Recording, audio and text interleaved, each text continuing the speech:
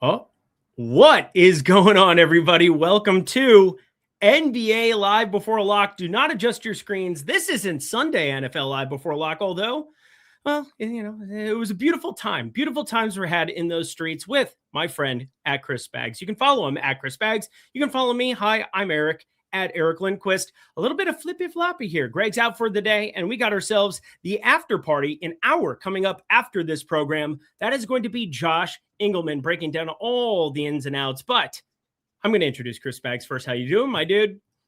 I'm glad to be here with you. You know, it was so long between the NFL season and now that Eric and I had a tearful reunion before the show, but we're out on the grind here today. You got a lot of games going on. Frankly, I think despite all the games, not the most fun slate in the world. I feel like the 3-gamer yesterday had a little more value to it than what we have today, but we'll figure it out. Is it Alondes Williams season again? We'll find out today after Josh poo-pooed me on Friday, Eric. He went for 50. Now I get you today, and you get to tell me if Alondes Williams is a good play today or not.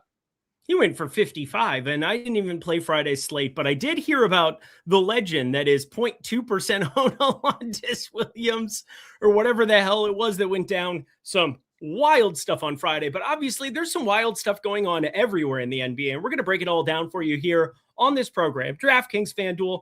I'm actually starting with something that I loved during the entire NFL season. That is the single lineup sim, which exists in the NBA streets as well. As you can see, we got everything kind of grouped up here nice and lovely for you. But my main thing is that we can kind of group it by ownership. And wouldn't you know it? I mean, my God, the guy at the top of the sheet just makes me want to vomit because I thought I was early to the party betting him last time. Joke's on me.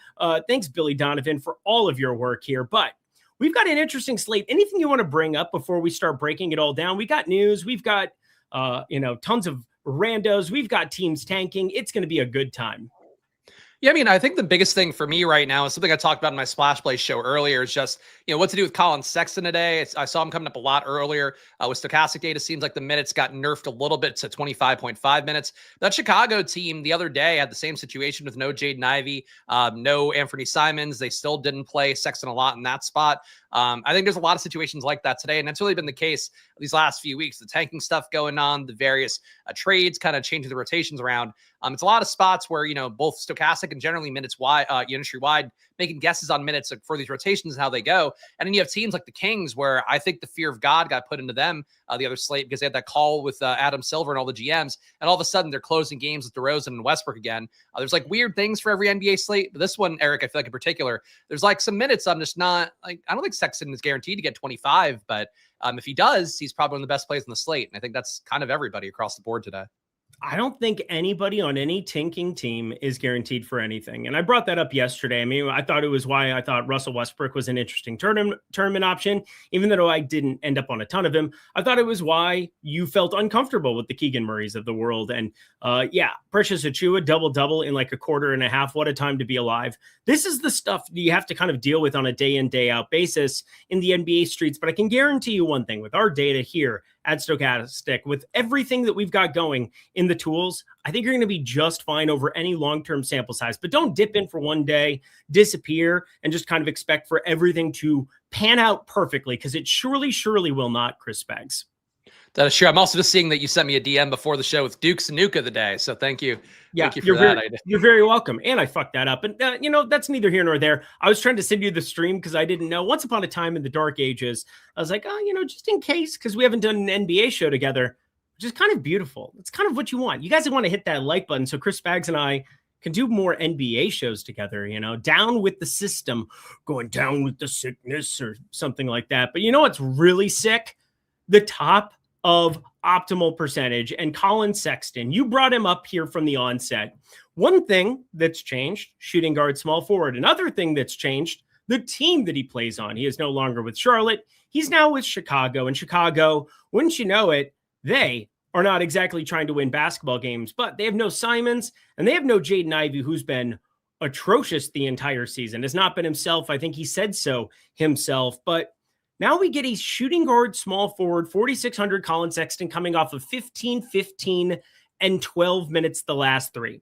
Circumstances change when you have Simons and Ivy out, but Chris Bags, I find him to be very, very uncomfortable chalk that yet we have positive leverage sitting next to. How do you plan to utilize him today?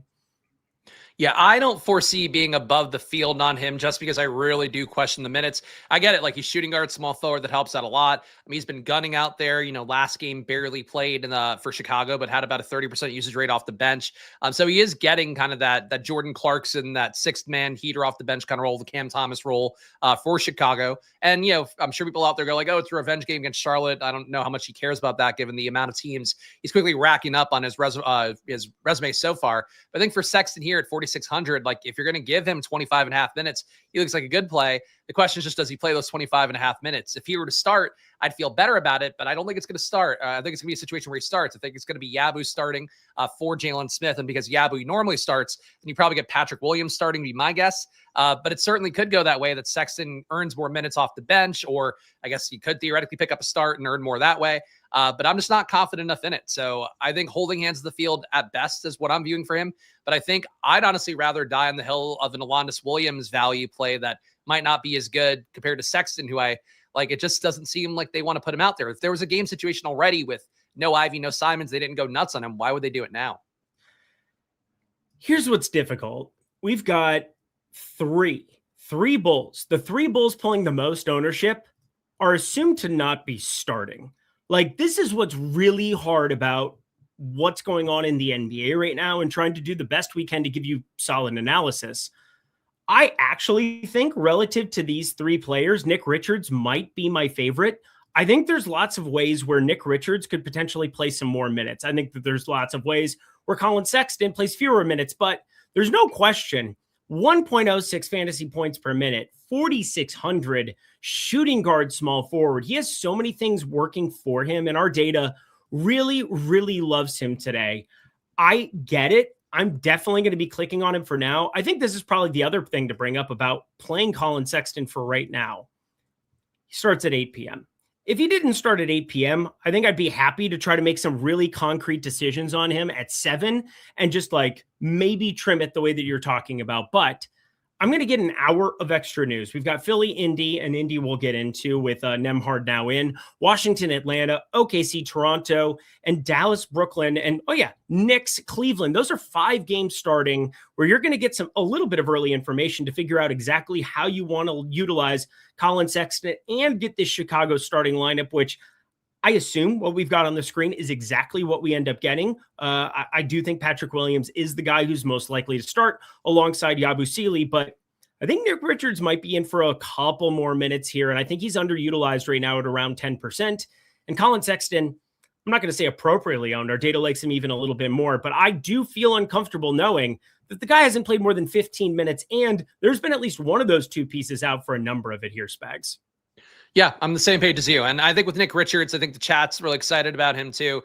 I just don't think he starts. I think with like you said, what's on the screen there with having Patrick Williams start and Yabu start, it'll just be that they move Yabu up to the 5 as opposed to the 4, where he's normally starting alongside Jalen Smith. But I think Nick Richards, I think he and Yabu split 48 minutes. So I agree to some extent that Nick Richards will be a decent play just for that. But it's not like you're getting leverage on Yabu being chalk or anything. I think Nick Richards looks like a top 5 value, but I don't expect him to start. I think he looks okay off the bench.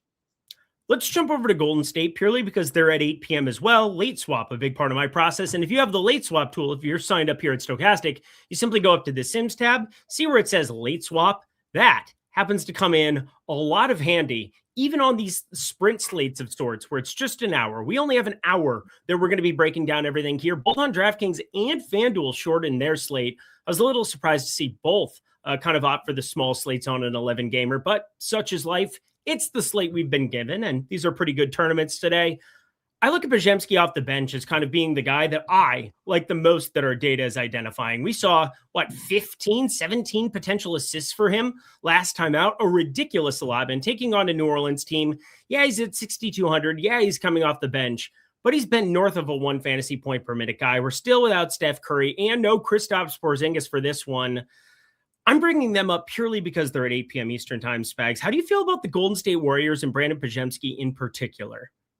Yeah, I think Podziemski definitely looks like the best of the Warriors here. I mean, the price tag at this point, unequivocally not a value at 6,200 on DraftKings, but I have him at about a 33.9 projection, dead even with Stochastic at 33.8. He's been putting up 0.94 fan sports minute, accounting for the matchup with New Orleans, which is a terrible defense, even though the team, not one of the highest paced teams in basketball, is a slight pace up as well. I think for Golden State here, when you have a total, it's not bad. And Podziemski is one of their highest usage guys that really, can reliably get his own shot. I think he looks like a decent play. There's a lot of guys kind of like this on the slate, like the 6K range that feel like okay plays. Like Jarris Walker's another one. He's closer to 7K, but just like so expensive for where he was, a value play, a guy playing off the bench that was sort of an unknown quantity. But now Podziemski is something of a known quantity. It's just a nice matchup for him. So I'm above the field on him right now. The field's at 29, let's say 30%. I'm getting closer to 40. I'm okay with that. I think it's going to come down a little bit when I adjust things as we go. But he's a solid play. I can't imagine being under on him today, just on a slate where there isn't great value. Getting those mid-tier options that are slightly underpriced kind of makes sense. How do you feel about D'Anthony Melton? Because he's the guy I keep staring at, and it's 8 p.m. Eastern time. Again, we're going to be able to have this news, know exactly who's starting. We assume he starts, and Podziemski continues to come off the bench here. I don't think it really changes anything either. I mean, Melton had been playing fewer minutes here than I was expecting in the starting unit in times, and 5,800 for him, 400 less than Podziemski. There's obviously leverage off Podziemski. I think there's some interesting 2v2, 3v3 in the evening window for all you East Coasters, afternoon window for the West Coasters, looking at like this middle of the road spot. Like D'Anthony Melton, I think, just because of the fantasy point per minute rate, and if you make this like 30 to 28 and their minutes kind of trim and get a little bit more similar, I think there's worlds where I want to be way overweight to Melton. It's not that hard when he's sitting at 12%. We've got positive leverage coming in on him. Any other Golden State Warrior whatsoever to bring up outside of Podziemski? Because Melton's definitely my favorite. Yeah, I mean, I can see what you're saying with Melton. It seems like he might be minutes limited, but that's just a guess based on the fact that he's like kind of running short of 25 each time. But yeah, the starting thing, I guess theoretically, if he could play a few more and he were to play better, he could maybe squeeze. Podziemski is playing a ton of minutes off the bench lately, like Eric mentioned. Podziemski, for me, a much more priority play relative to how much these guys are making winning lineups. Like I have Podziemski making 35% of the time, Melton at 5%. So I get what you're saying about Melton being a pivot.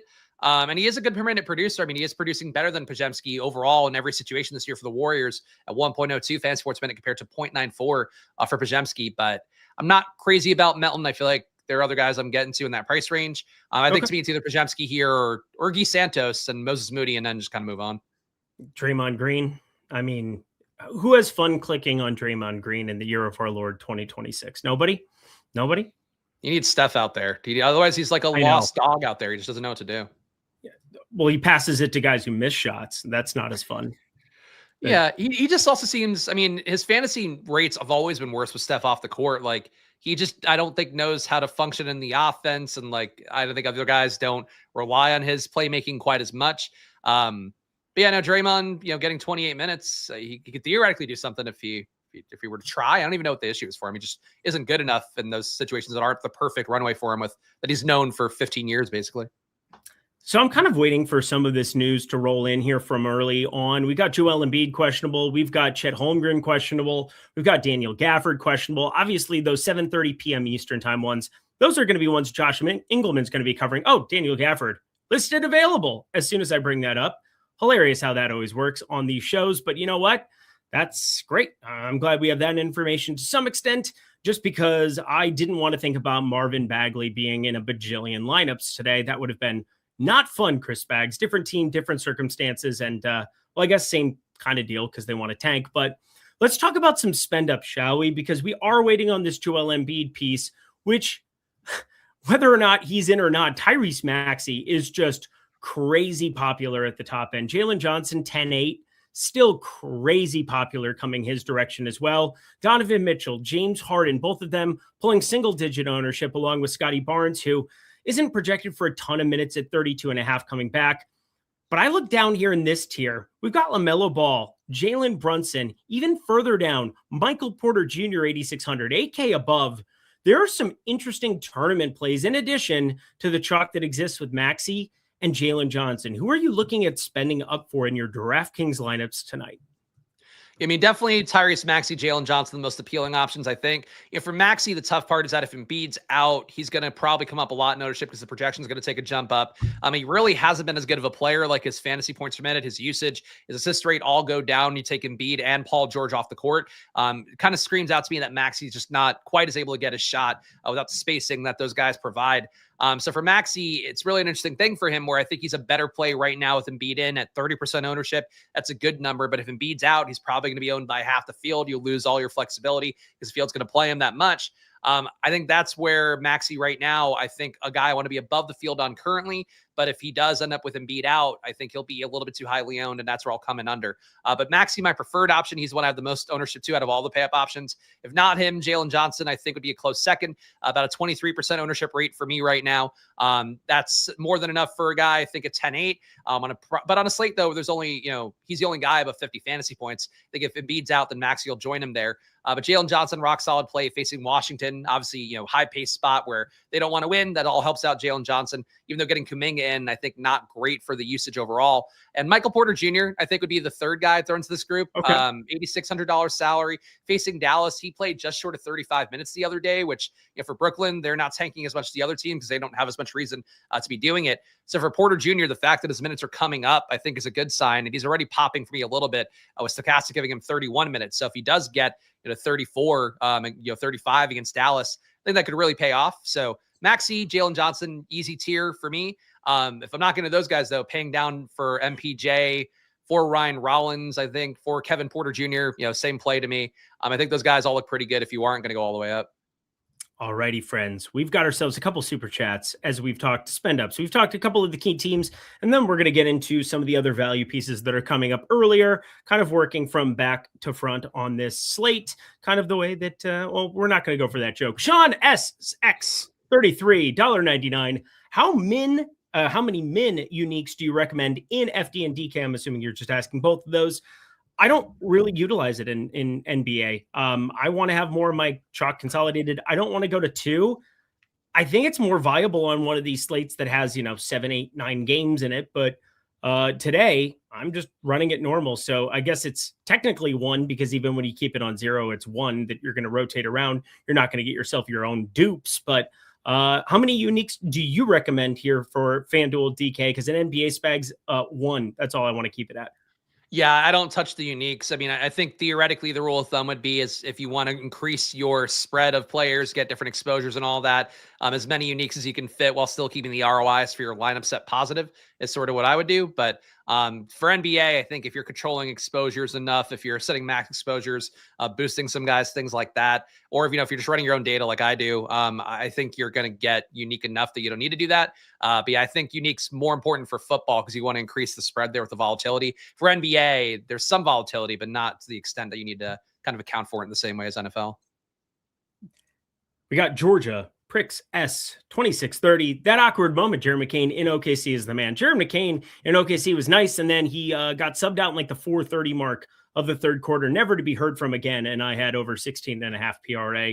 He finished with 14 the other day against Cleveland. That hurt my soul. But Jared McCain, I'm very happy that he found greener pastures than Daryl Morey, who's apparently a douche lord. That's great to know. Yeah, don't really have anything else to add. Do you have anything to add about Jared McCain? I'm not playing him in DFS today. I can tell you that much. It's just like, it's one of those things that if you don't get why McCain's playing better now, it's like you're not catching the core point of NBA DFS is that he was on one team with a lot of wing usage that he couldn't get shots up. Now he's on a team that's force feeding the ball. AJ Mitchell hasn't been available either. So he's getting a lot of that second group usage. So he's putting up a 24% usage rate. He wasn't topping out over 20 for Philly a lot. So for a guy that kind of needs to get into rhythm with a shot, he needed more usage, but even still, like he's also shooting unsustainably well, 63% true shooting since joining OKC. So that's going to come down. Like, a lot of this stuff is just generally, not overreacting to guys like McCain. I think he's better than Philly thought he was, but he's not as good as Edgecombe. And like, I don't think you're going to win a title with McCain. So I get what they did. Oh no, you're never going to get hired by the 76ers. I'm never going to get hired by the 76ers. Oh no. I don't have to live in Philly with Spags freezing my ass off right now. That'd be a bummer. Oh no, I really want to live in Philly, said no one ever. Oh, you'd live in Philly to work on a basketball team. You live in Philly by accident or family. Those are the only two reasons that you live in Philly. Like accident or family. I don't think you're wrong, but that said, I think if an NBA team were to offer you a job and Daryl Morey's like, Eric, hey, Eric, I don't know what he said. What does he sound like? Hey, Eric Lindquist, I think you're doing a great job on your show. Why do you want a Trump voice? You know what? Daryl Morey, if I got traded to like another site and they were just like, yeah, we traded Eric at his tippy top. We traded him at the ceiling. We traded him at the top. Yeah, that's what we did with Eric. You know, I mean, Josh will defend Daryl Morey forever.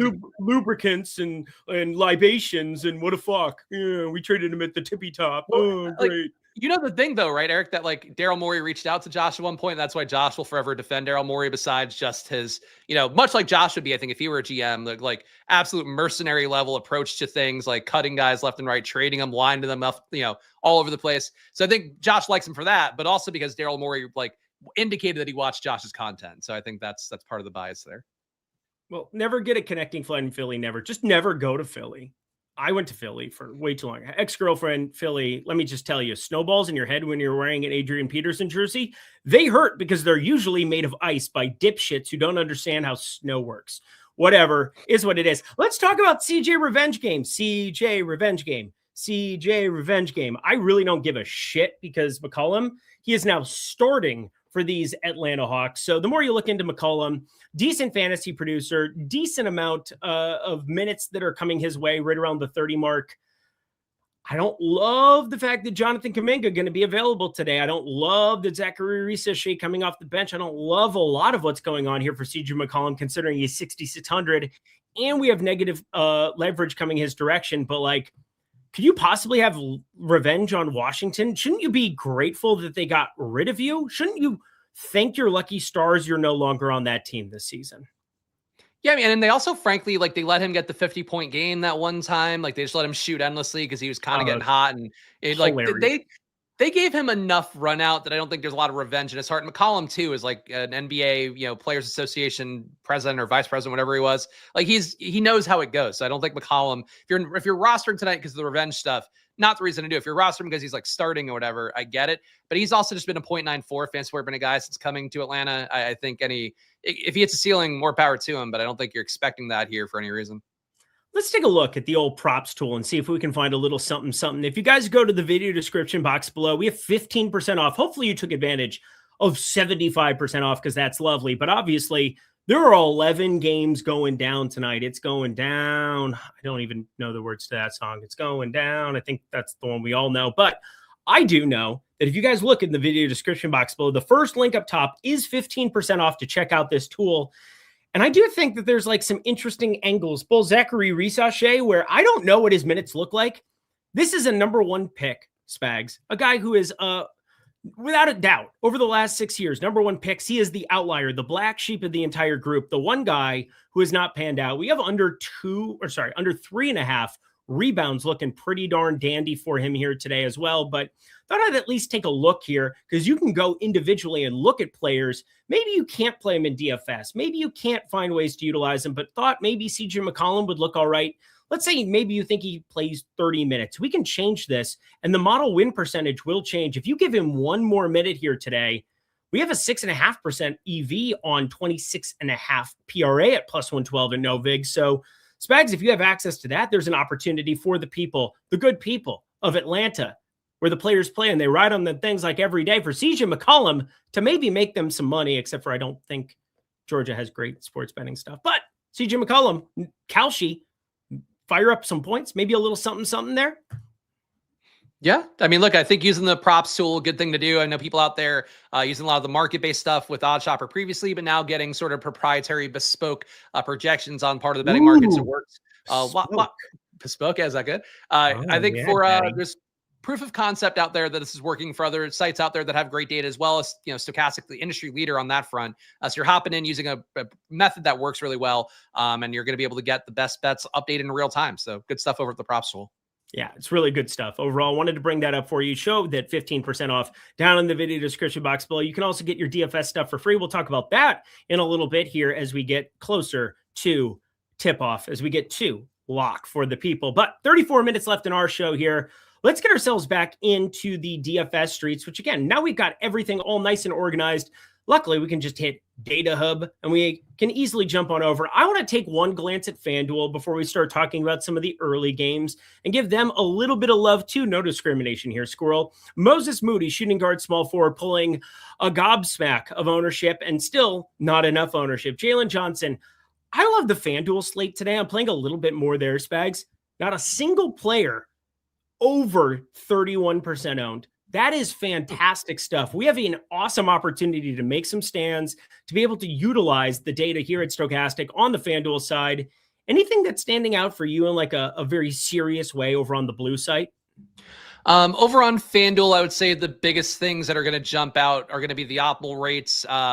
For guys, like you mentioned, nobody above 30% ownership, but it does seem, again, with that stochastic minutes projection of about 25, almost 26 minutes for Sexton, 40% optimal rate. He seems under-owned. Pajemski at 30% ownership, 33% optimal rate. He seems a little bit under-owned. Maxey to 30% ownership rate, 33% optimal. He's a little bit under-owned. So it really just seems like if you want to just kind of take the 30%-ish guys, go a little bit above them, that's not a bad way to build and get your core together. But you could also do the other thing, like Eric is kind of implying there. You could roll the dice and really build in a bunch of areas that are not going to be very highly owned today. But I think the FanDuel chalk, it's weird. It just seems all a little bit under-owned, even though there's ownership to go around on the slate. Quentin Jackson, 4,600 over on the FanDuel slate. Man, if you're looking to get into some weirdness, there is some weirdness. And I do think it is a great day to play both sites. Notice who's not on the screen at the top right here, Spags. Notice who is not even on the first page of the FanDuel site. Colin Sexton. Legitimately, thank God to the blue site. We don't have to deal with whatever Billy Donovan wants to be doing in any situation here. Even at 4,800, we don't have a ton. Also, we just got done trimming. Oh, they just moved his minutes. Because you made me feel like I'm insane because I just saw Sexton at a 39% optimal rate, but you take those 3 minutes off, and yes, that means a lot of difference. It's going down. I don't know the words. It's going down. Whatever. 20 minutes of DeJounte Murray is tempting. That's the one, right? Yeah. With the trumpet, right? That's the one you're thinking of. You're playing a 6,100 DeJounte Murray. Stay off the weed. Stay off the weed. You're not playing DeJounte Murray today. You're just not. And meet me in the club. There it is. You're making me feel like Matt Kajeski today. I just want to no-sell you on everything. Do it. It's all right. At least my mom hasn't called. Oh, yeah. Fuck you, Josh Engleman. Anyway, we got ourselves a lot of other awesome opportunities here to fire up some goodness over on the DraftKings side. Why don't we take a little bit of a gander at what the hell is going on with the great state of Indiana? Because I brought up Quentin Jackson over on the blue site. Oh, why is it going team player? I did not want that. I want team in itself. We're going to take a look over at Indy here. Some of these early games, we have Philly pulling a ton of ownership. How do you feel about Quentin Jackson, Jarris Walker, Kobe Brown, Micah Potter? Because all of them, Mr. Potter, everybody's looking pretty ridiculous out of that quattro of groupings. However, we got Andrew Nembhard in. I don't think we're getting full massive minutes for Andrew Nembhard in any way, shape, or form. And at 7,200, pretty irrelevant unless he does play those giga minutes, in which case, yeah, usage will probably win the day. But I'm looking at Quentin Jackson, Jarris Walker, these two guys specifically. How much do you want to get to them? Because Quentin Jackson looks awesome. And, Joel Embiid is available to play. That probably, that probably knocks Andrew Nembhard down a little bit more for me, considering this game might get a little bit sideways, Spags. Yeah, I mean, for Indiana, to me, it's mostly Jarris Walker and Micah Potter. I'm rerunning my sim here to get a read on things and how they might move with the most recent update. Quentin Jackson, actually, never mind. He did come up a lot. Stochastic now giving a minutes boost that gives him about a 27 fantasy point projection for me.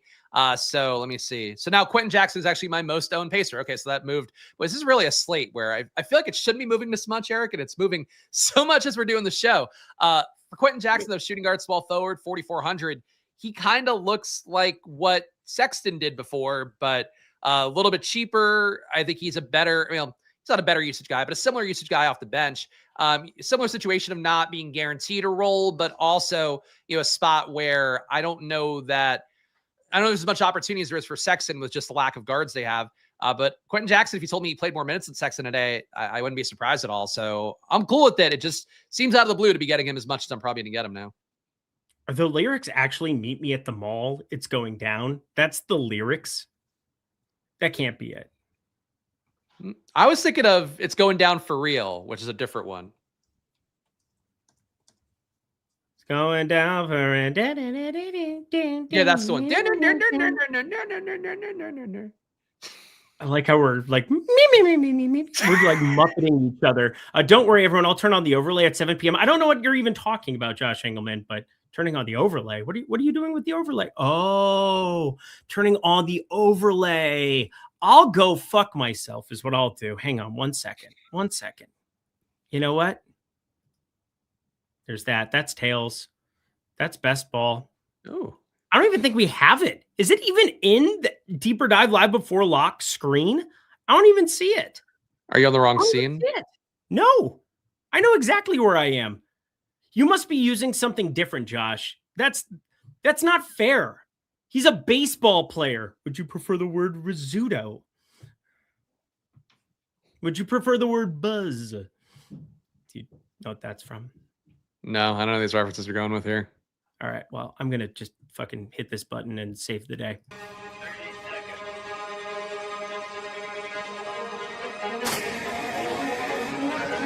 10-meter charge. 10, 9, 8, 7.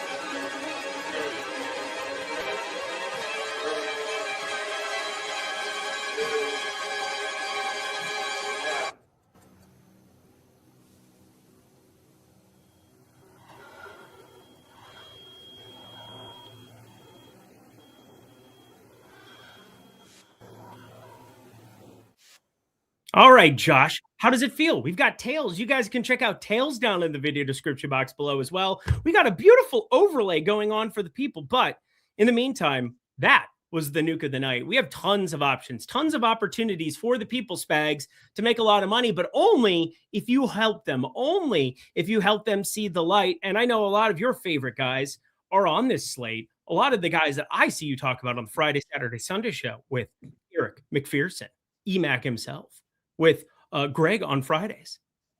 They are ready to hear your goodness. Who is your nuke of the night?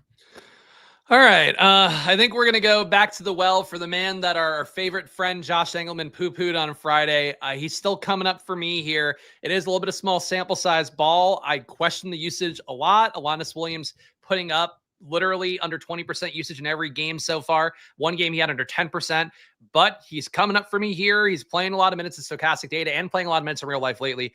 So Alondes Williams, 7% ownership. I'm worried there. He's going to be like 25%. This is going to be a bad play, but nuke of the night, Alondes Williams for the tanking Wizards. Well, we'll bring up the Wizards on screen next. Alondes.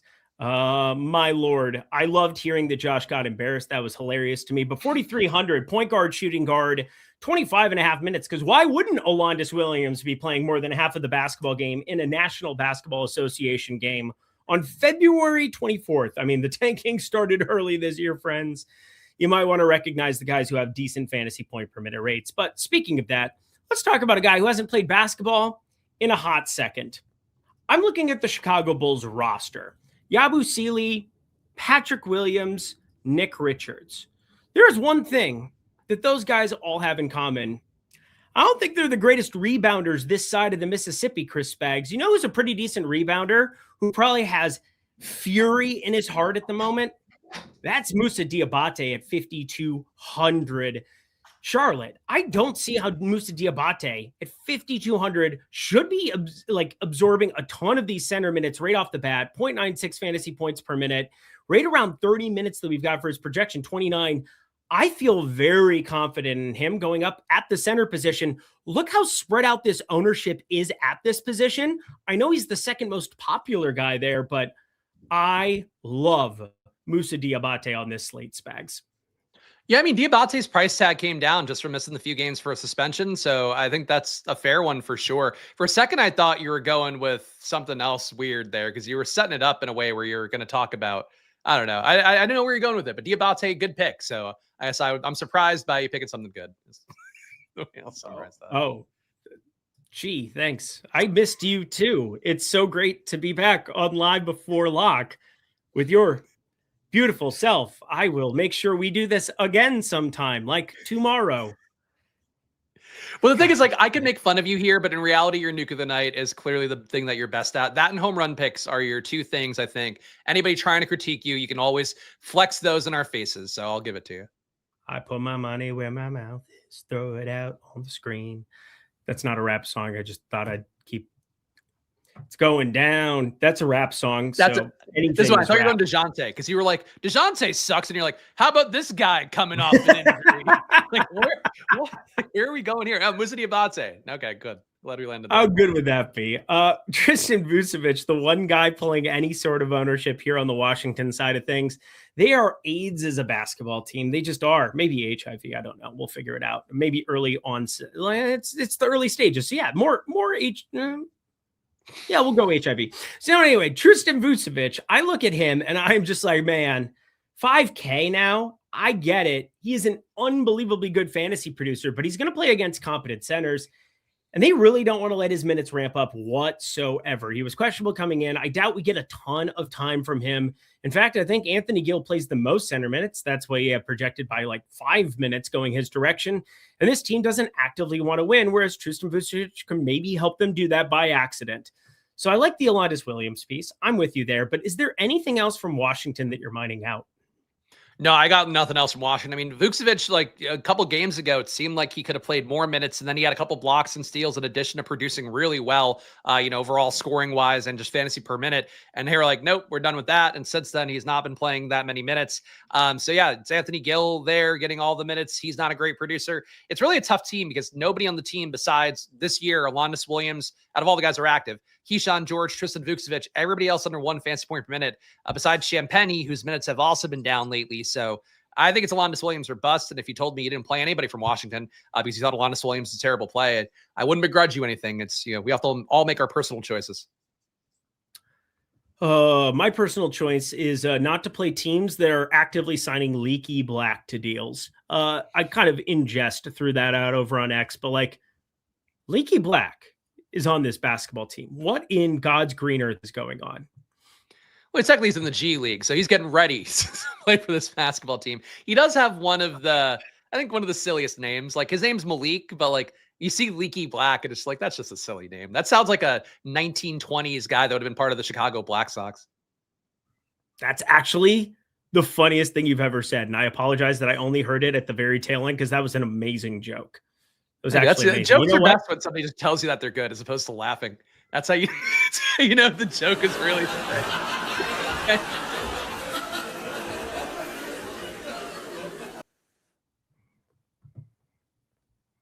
I'm a great producer. Look at me go. I'm more than just bronze and beauty on this stream with Josh Engleman from time to time. He'll be coming up in 21 minutes, so don't you worry. But we got ourselves a lot more DFS conversation to get to and talk about. I want to get to Dallas. Dallas is the team that I want to get your opinions about the most on this entire slate, because I think that they have a lot of potentially unsought value. We got Chris Middleton, who started last game. This starting lineup has changed over a lot. Tyus Jones has come in, then he left. Brandon Williams came in, then he left. And now we're just staring down the barrel of a 45 playing 23% owned Chris Middleton, 26% optimal. I get it. I'm all right with a little bit, but like, Najee Marshall is not getting clicked right now at 6,400. I want to get your thoughts on him, get your thoughts on PJ Washington, and Marvin Bagley in the event that Daniel Gafford wasn't going to play. I thought I was going to end up jamming Marvin Bagley today, and thank God that didn't end up being the case. But is he kind of an interesting tournament dart at 4,700 now that he's officially going to be backing up Gafford and maybe that ownership comes way down? I don't know. What do you think about Dallas on this slate? Because I think there's lots of ways we can go. Yeah, I'm definitely not crazy about Dallas, but I'm getting ownership on the top 4 here. I mean, Middleton went for almost 50 fantasy points last time out for Dallas. It does seem like he still has a little bit left in the tank in terms of just what he showed at the tail end of Washington's run. On the year, he's not been great. The shooting in particular has been the real problem for him, 54% true shooting. And obviously, that's what used to be his bread and butter, was that he's a knockdown mid-range shooter, can also hit threes. Yep. This year, it's not been the case, but if he runs hot in those situations, and he certainly can run hot against the Nets team that's given up 118 points per 100 100 possessions, I think Middleton's a decent play. So I'm with the Fields 23% there. PJ Washington, I think, looks okay as well, though I'm slightly under on him, getting him at 14% in the Fields at 17.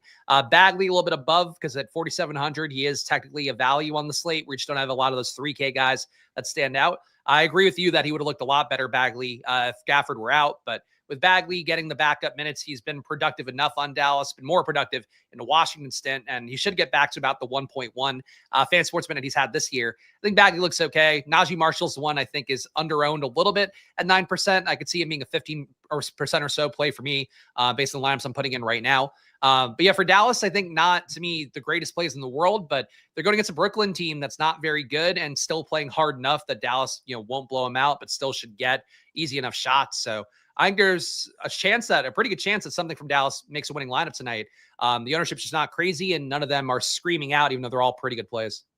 Yeah, Middleton's just leaking in a little bit for me. I'm playing 40 lineups and got a little bit of Middleton. I'm sitting right around that 25% number, so a little bit north of where it is. I could maybe see a little bit more showing up for me, but wanted to give Najee Marshall a little bit of a shout out just because he seems like he's going overlooked.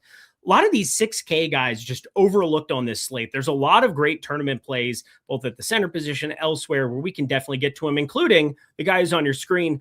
We got Keon I. Hunter, 1635. What we doing if Chet is out? He is the one Q tag that's now kind of sitting there waiting on this main slate. I think we have every other piece of news, and we're playing this thing straight up. We could get a random starting lineup from Washington. We could get a random starting lineup from Dallas or Brooklyn. We could get something, I suppose, that could show up for New Orleans, like DeJounte Murray not starting, but I assume he starts and just plays very, very limited, like 18, 20 minutes. But Isaiah Hartenstein looks good already, Spags. Chet Holmgren, the one Q tag kind of waiting in the wings, wanted to bring up this entire team. I think Hartenstein would look a lot better without Chet out there, but anything else that you want to get to, because this team wouldn't have a single player active above $6,500 for today's slate if Chet is ruled out. Yeah, I agree with the Hartenstein thing. I mean, he's already in half my lineups because his rates with this year without having SGA on the court and Jalen Williams as well have been really massive. He gains a lot in assist upside, rebound upside.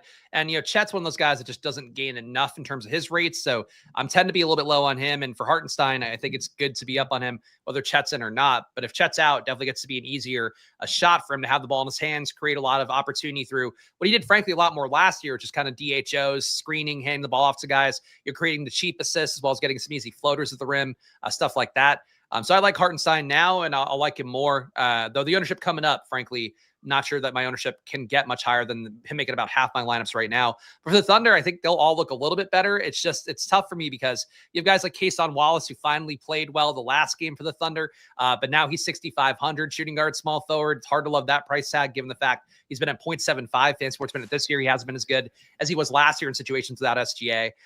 For Isaiah Joe at 5K, like the price tag is still kind of high enough, even though he'll definitely get more usage. Wiggins gets more usage as well at 4,900. I just don't know if they're cheap enough to really flock to in a spot where they have a 107 implied total. But with the Thunder being a 2.5 point dog on the road, I kind of think Holmgren doesn't play. So I'm surprised he hasn't gotten ruled out yet. Yeah, I think it's probably coming sooner rather than later. I want everybody to have a game plan in place. And I think what we're going to get from Josh Engleman is a conversation. You're going to get the starting lineup on this show 1 hour after. We're done here in 15 minutes, but over the course of an hour, you're going to be able to see it lock, and you're going to be able to see it in action for the first 30 minutes of that game.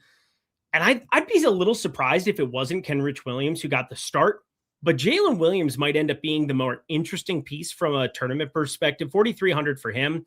Aaron Wiggins, 4,900, also a decent chance to start. I'd set it at like 50% Kenrich Williams starts, 40% that Aaron Wiggins starts, and like 10 that you get Jalen Williams out there. Again, that's just tablecloth math for you here at the moment, but I just want you paying attention and having a game plan in place, because you remove Chet from the equation.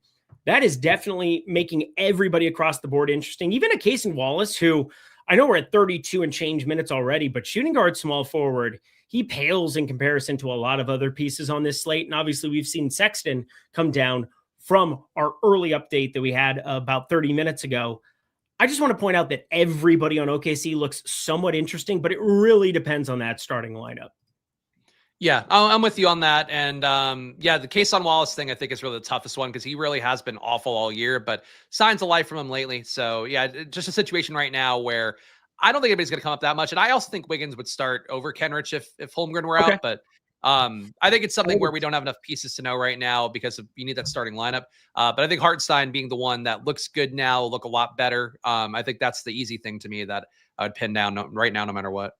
Yeah, I was starting to, yesterday I was combing through everything over the NBA rotations tab. Shout out Josh Engleman in a nice way, as opposed to him being the douche. We've got ourselves the awesome stochastic rotations that you can take a look at. And OKC, I was kind of going through this tab last night, kind of going through my normal process and stuff that I used to do elsewhere that I can kind of do directly on our site now. And I just think it's tough coming off of Sunday's game where there's some weird minutes and Jared McCain didn't go completely berserk, but they had to rip him off the floor. They were trying to target Jared McCain and some of those pick and rolls with Jared Allen, Donovan Mitchell, James Harden. There's a lot of weirdness where I do think some of those minutes ended up trimmed down a little bit. But Chet Holmgren, 34 minutes there. We saw 26 from Hartenstein, and Isaiah Joe got the start there. We assume that he's going to here again, and Casey Wallace looking pretty darn good there. I just kind of look at Jalen Williams, and I look at Kenrich Williams. I mean, they're kind of playing the identical minutes here, 18, 17. And I went back and looked at a couple of previous spots. There's a lot of the two of them starting together too, which is kind of weird. But wanted to at least point out that I think it's slight. I mean, you're saying that you think he starts over him. I'm saying like 50-40 and then like a 10% chance that it ends up being from the Clouds, Jalen Williams, where, yeah, it's just Aaron Wiggins, 22 minutes of him probably does maybe have a little bit of a leg, but one of those things in the rotations tab that you can kind of do some of that work yourself and be ahead of the game because maybe that news comes out way later than we think and they really want to play Chet and he just can't go. So wanted to at least talk through the ins and outs of that because that's our one piece of late swap. Tons of super chats to get to.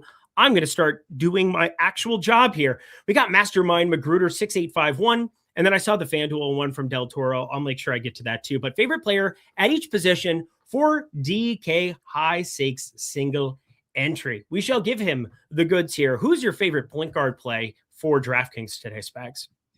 I think it's Pajemski. If you have the money to spend Maxi, I think those two are to your head.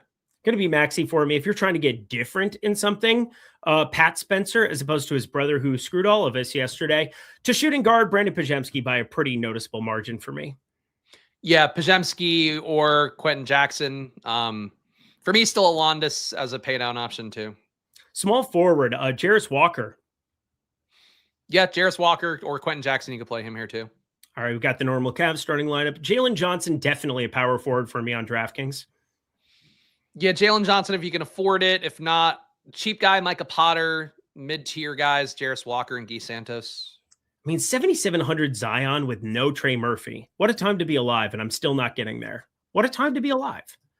I think for him, so Saturday I did the show with Emax, so I did pay attention to the DeAndre Jordan starting thing more. He was like Zion's personal bodyguard in that game. It was weird. Like he was screening for him over and over again. Like it worked really well for Zion in that spot. Obviously having Trey Murphy out helps a little bit. But if DeAndre Jordan starts, I think I'd be inclined to go like Zion might be a more interesting play because like it was legit every play him screening for Zion and Zion just running wide open to the rim. So, but yeah, I'm not crazy about Zion today, assuming that doesn't end up as the case.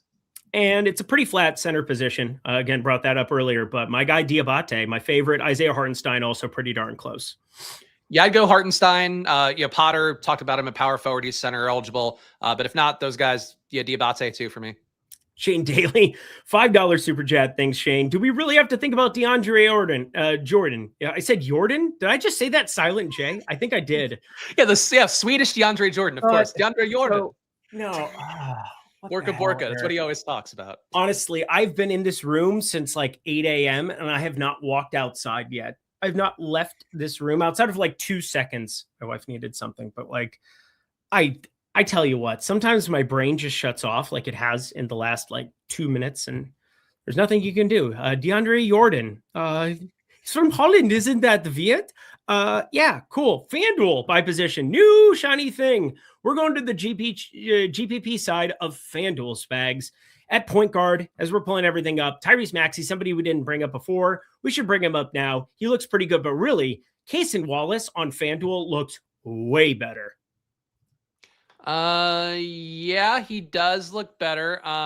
Yeah, for me, point guard would be Maxi Pajemski on FanDuel, but and Maxi's a point guard only, so I go Maxi there. Yeah, so we'll do that, and then at shooting guard we can kind of do the low hanging fruit: Moses Moody, Brandon Bajemski characters with Casey Wallace. Yeah, those two. Quentin Jackson, Porter Jr., Kevin Porter Jr. That is. Small forward, always nice when you get Jalen Johnson up there as well at the small forward position, 11-3. That's a spicy meatball. But you know what? I'm more than happy to eat that chalk over on FanDuel at small forward. A lot of shootings. I mean, everybody has positional eligibility. I mean, the only guy who's small forward only, Isaac Okoro. Everybody else in the entire site has small forward, power forward, or small forward shooting guard. What a time to be alive. Yeah, is Moody? Moody's small forward shooting guard. Yep. Yeah, so that's weird. I didn't have the slate selected, so it was giving me different positions, and I was very confused. But yeah, small forward. I'm with you. Jalen Johnson appealing here, has the most optimal rate. Moody though, right there with him. So yeah, Moody, I won't mind a small forward or shooting guard. All right, we continue on our merry way to the point forward position, because I say point forward being Jalen Johnson, Zion Williamson. I like them both a lot. Michael Porter Jr. pulling quite a bit of ownership against Dallas and those minutes.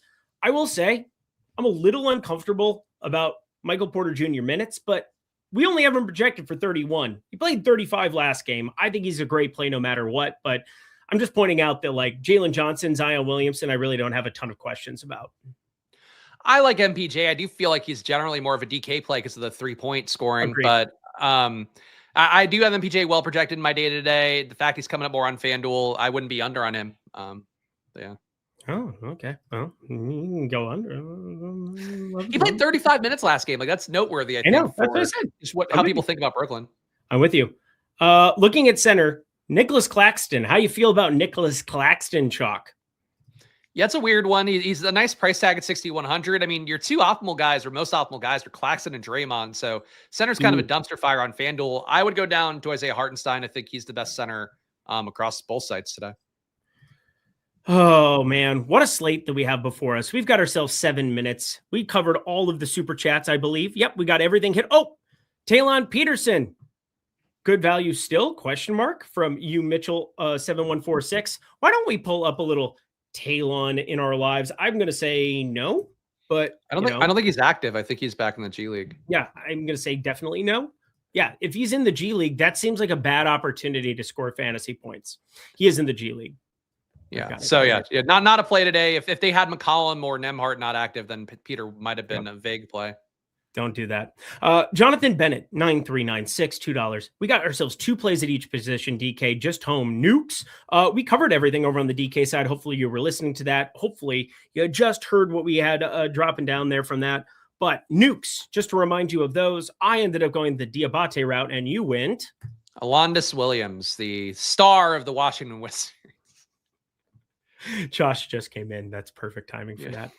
Shout out to him to know, so he can mock me when Alondas shits the bed. If the show's still on, then he can go, oh, I guess Alondas Williams didn't do anything. And I'll be like, yeah, well, no fucking shit. But we still have to try. That's what we do. We've sworn more on this show than ever before. It feels nice. It feels naughty. We're kind of naughty today. Tons of games, tons of opportunity here. Anything you want to bring up that we didn't? I think we covered just about every team that we wanted to. I think we brought up the expensive spend ups that were really geared towards. I'm assuming Maxi ownership kind of held for you now that Joel Embiid is in, and you wanted him to be in to potentially keep that in check, because otherwise all the little lemmings jump off the cliff, not looking at rates. And that's what Chris Baggs really wants you to know about things. But anything that changed for you from the beginning of this show till now?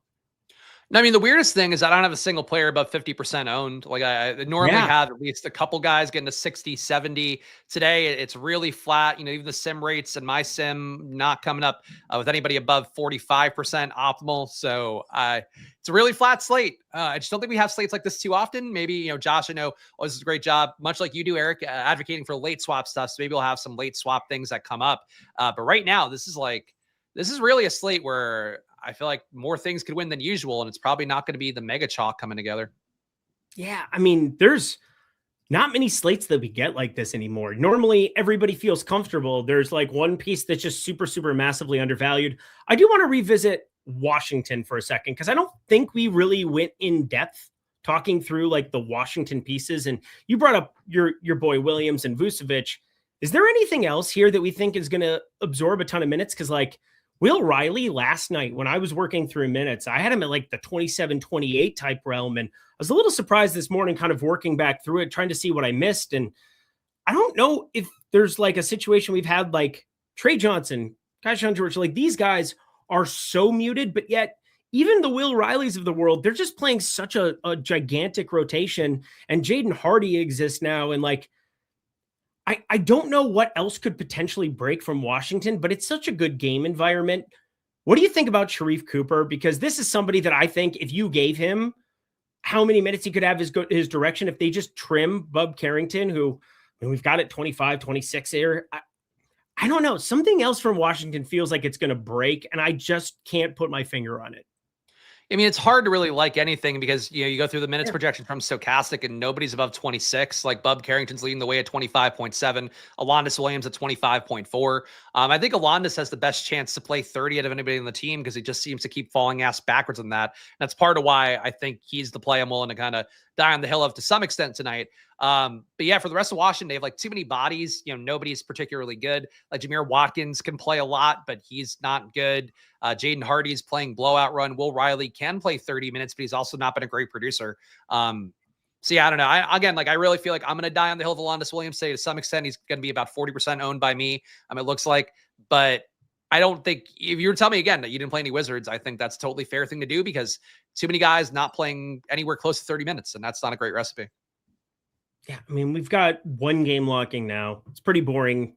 It's not going to be boring coming up in 3 minutes. We got Josh Engleman coming up for the live after lock show. Going to be breaking down props, going to be breaking down DFS lineups, going to be breaking down all the news that comes your way. So check out that and also go to the video description box below. Why don't you get a head start? Play along at home, the props tool. That is live here at Stochastic. We've got the analytics tool, the NBA rotations, NBA rates coming very, very soon as well, both from Josh. I'm sure you can talk about the ins and outs of some of that if you would so like to. But Data Hub, Sims, and now the props. They are live. They're 15% off just nonstop over here on Live Before Lock. So if you didn't take advantage of our sale, that's a bummer. But guess what?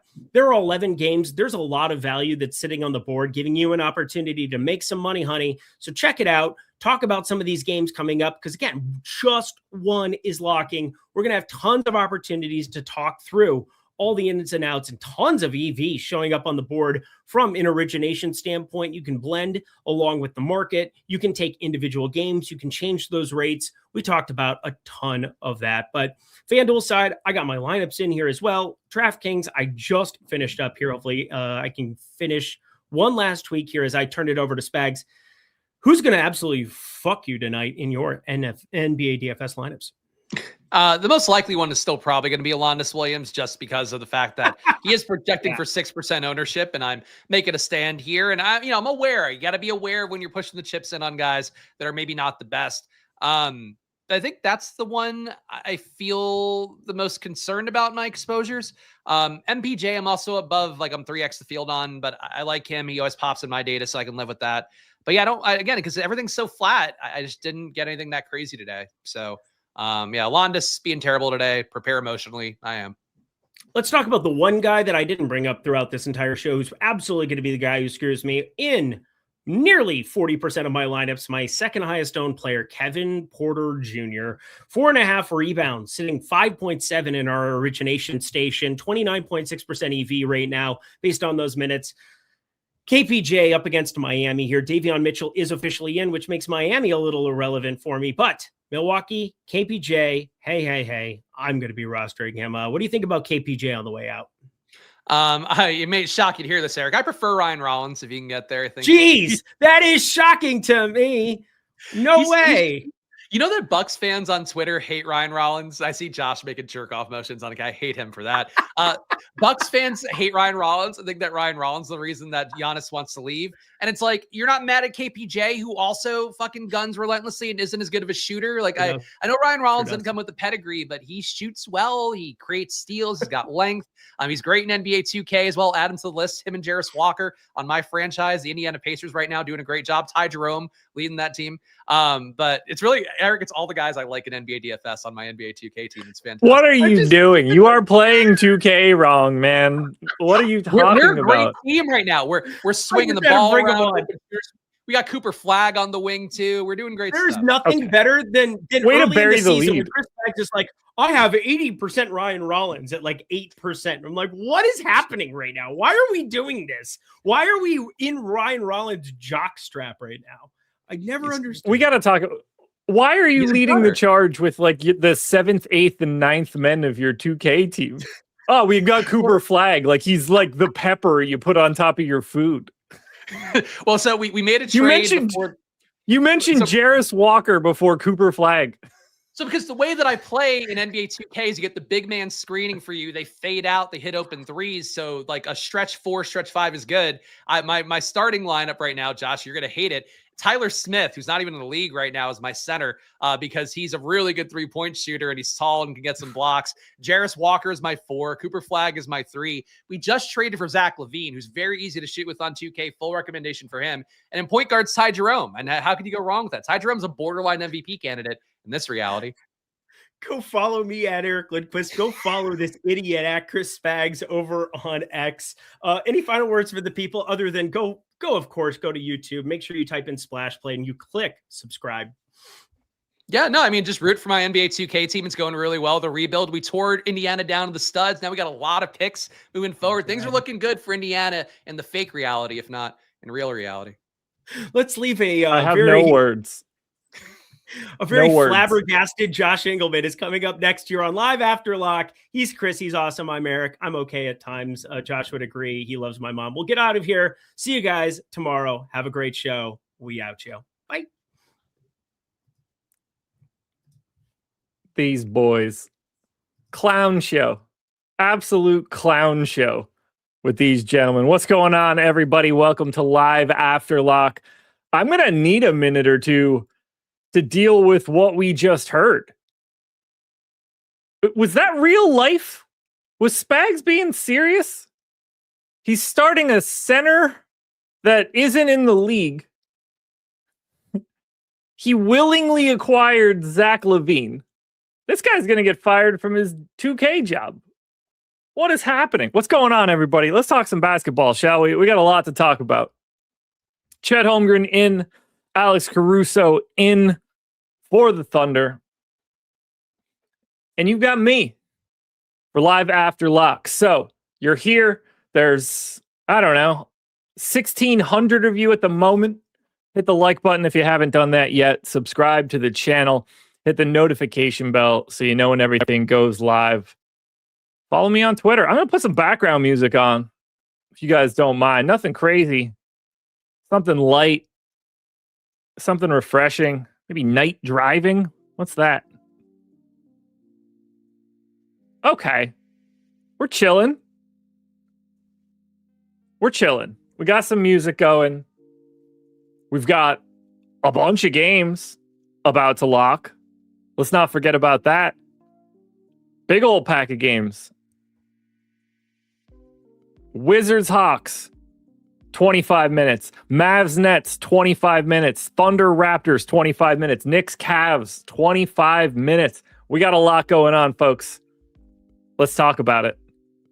You know what we should do? The first thing we really should do. Let me get the data hub open over at stochastic.com. Last update, 639. Ownership updated 641. No changes since then, so things are looking good. Let's see what's in the stochastic props tool for right now. I want to find something to bet on for tonight, folks, and there is no better way to do it than the way we're about to do it. I got my phone locked and loaded. Since I have my camera on, I can't do any of this nonsense on screen, which is just stupid. But plenty of same-game parlays out on the books tonight. We can hunt some stuff down. I'm going to earmark us hitting something in the Miami-Milwaukee game or the Golden State-New Orleans game or the Charlotte-Chicago game. I don't want to dive into anything right now on the off chance stupidity happens running into these 7:30. So I want to start thinking about what we can attack in that 8 o'clock set. Because when I get out of here, I want to go sit down and watch whatever it is that we build, and hopefully we print some money. That's the plan, at least. And between these projections, the models that we have here today, I see no reason we can't do it. And I will keep you all abreast of the situation. Yeah, I said abreast.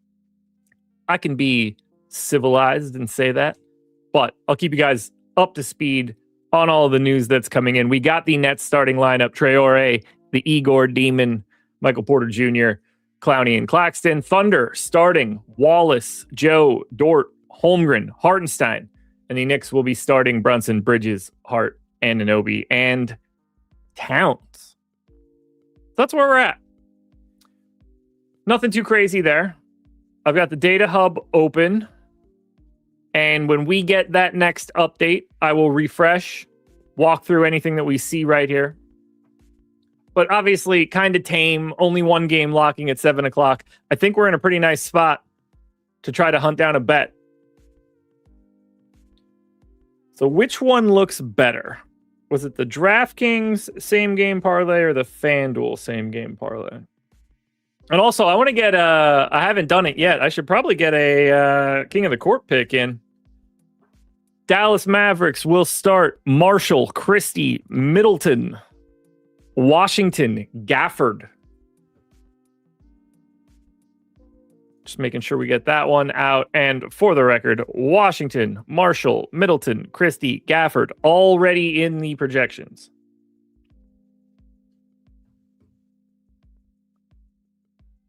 We're moving along nicely.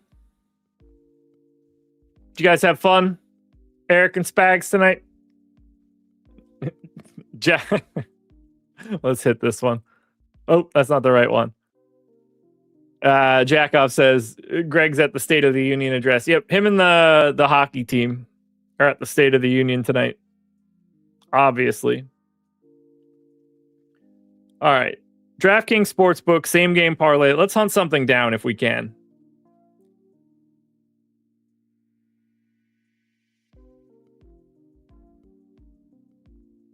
Is that a three-legger? Nah, 20% all-purpose boost on 5 is lame. On 5 is lame. All right, let's hunt down something we like. 15% same game parlay.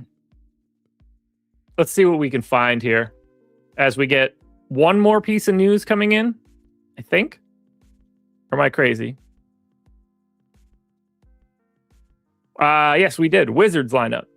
Wizards will start Carrington, Johnson, Koulibaly, George Vucevic. And Raptors will start quickly Barrett, Ingram, Barnes, and Colin Murray-Boyles. Easy stuff. Easy stuff. So we're heading back to the stochastic props tool, which honestly, I feel good continuing here. We didn't get any real crazy news that we need to worry about. I want to think about a game to attack here. So I'm actually going to hop over to the live odds screen for a second. This is back over on the OddsShopper side. By the way, everything that I'm doing here, whether it's on the DFS side for the Sims, whether it's on the stochastic props tool, which I have on the screen right now, or whether it's on the OddsShopper side, these tools are available for you to pick up by clicking the link in the description. Did you miss out on the massive deal over the past weekend? You sure did. Does that mean there's no deal? Absolutely not. Click the link in the description. You'll get a couple shekels off. So I want to look at these game lines. I want to talk this through. So I'm hoping you guys will talk to me about this one. I want to talk about these 8 o'clock games. I've got a lean. I want to know where you guys are leaning.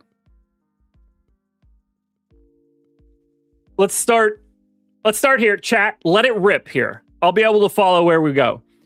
Hornets, Bulls, Heat, Bucks, Warriors, Pelicans. I have a preference of games that I want to attack here. I want to see what you guys want most. I'm hoping we're on the same page. One of these games feels more fun to bet on. Larry coming in with Hornets Bulls. You love to see it.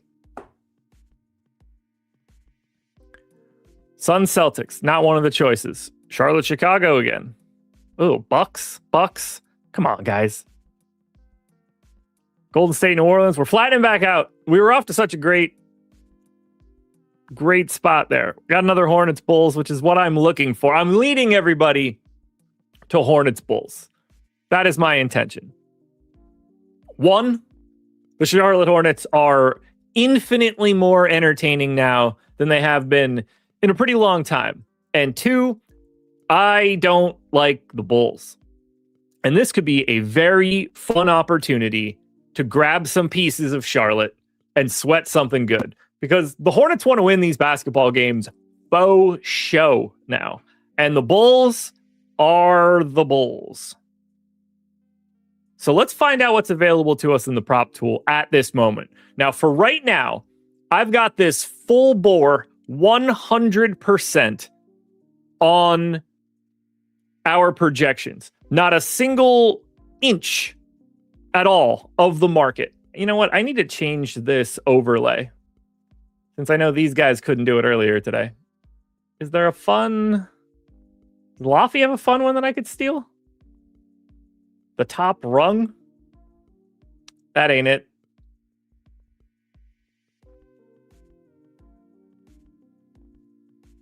Definitely don't need the best ball one either.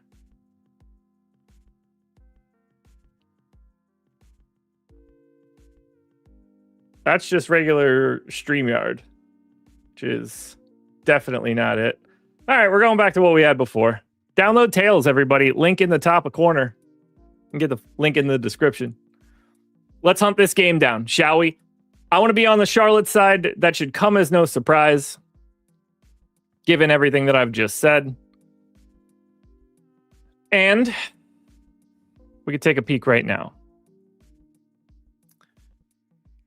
There are some people I would like to get to. The first of which is LaMelo for today, actually. And I want to see what we have available here for LaMelo at this moment. Set up a GoFundMe to get Josh a Charlotte Hornets 90s starter jacket. I had one as a kid. For real. And I didn't even live in North Carolina at the time. I've got a better jacket than the starter jacket from that year. I've got an all-star jacket that's infinitely cooler.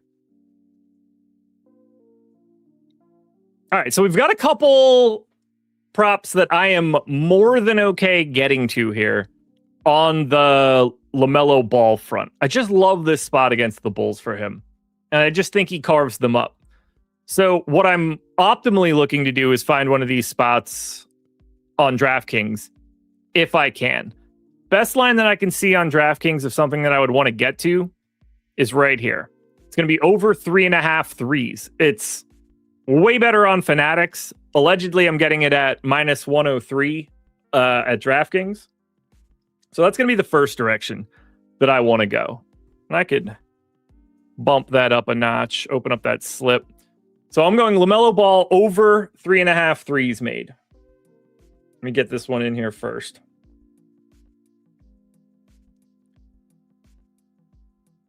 How do you guys feel about that? How big of a sneakerhead am I? Meh. I like getting new pairs of shoes. I don't go buy them. I'm not a guy. I can't. I've never had that in me. All right. 4+ threes for LaMelo.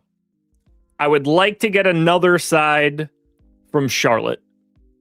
And this to me feels like a decent rebounding spot for Ryan Kalkbrenner. So I'm hoping that when I open this up, Ryan Kalkbrenner is going to have a decent rebound prop for me. And sort of. It's going to be good enough. Relatively neutral on Kalkbrenner, over 4.5 rebounds. But I like the fit of this one. Ooh, I'm actually getting 5+ at even money. So ever so slightly better And at this point, I kind of just want to take the Hornets.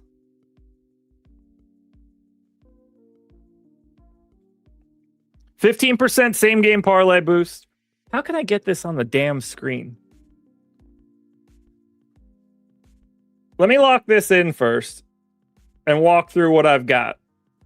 So I'm taking, and I want you guys to do this too. I'm going to put it up on Tails right now. I could drop the Tails link into chat once I get this taken out of here and I can grab this screenshot. LaMelo Ball, 4+ threes. Ryan Kalkbrenner, 5+ rebounds. Charlotte Hornets, -8.5. I'm going to drop this onto Tails right now. You will be able to one-click tail this bet immediately from Tails. So just go there now, get to my account, make it easy on yourself. You can beat me to it, or I can drop a link. I don't know how Greg does this, man. Just a pro. Just an absolute pro.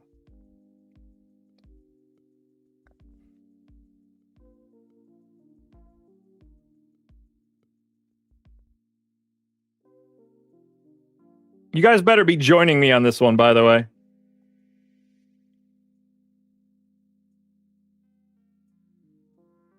All right. Photo is uploaded. Same game parlay locked and loaded. Tails post is in. I hope you guys are tailing me here. You're crazy if you're not. We're shipping this one. Charlotte's good. The Bulls stink. Link is copied. And bang. You guys want to tail? The link is in chat. One thing's for sure. I need to turn my damn fan on. It's hot as balls in this office. All right. Anything happening yet? That game probably, the first game probably just kicked off. I'm guessing we got a projections update in the interim. We sure did. Let me go ahead and hit this projections update for you guys on the DraftKings side, because I'm sure you want to see it.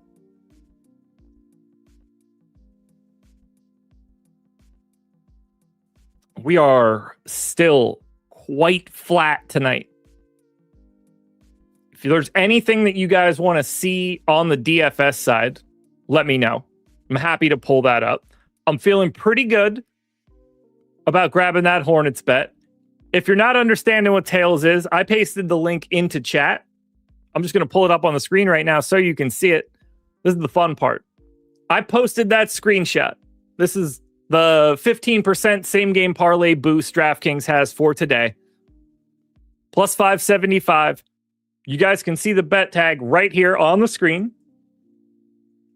All you have to do is click this tail button, and it'll take you to wherever you can find the best odds for it. And as you can see, there's going to be potentially some spots. Now, obviously, these are same game parlays, so they're going to recalculate.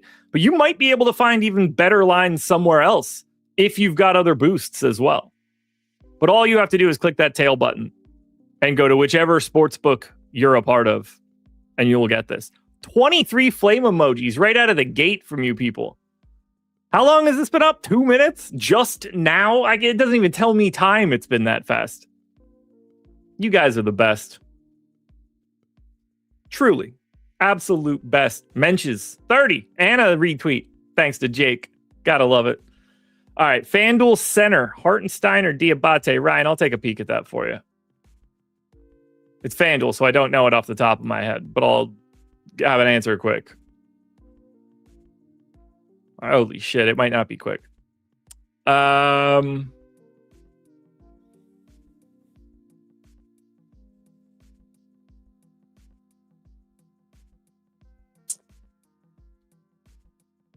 Hartenstein or Diabate?